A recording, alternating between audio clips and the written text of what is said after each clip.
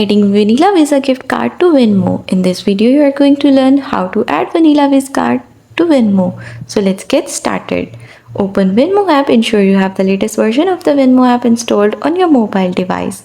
After that, log in or sign up to your existing Venmo account or sign up for a new one. Then navigate to the settings menu within the Venmo app. This is usually represented by a gear icon. After that, look for an option like payment methods or bank or cards. Choose to add a debit or debit card. Enter the details from your Vanilla Visa gift card, including the card number, expiration date, and CVV.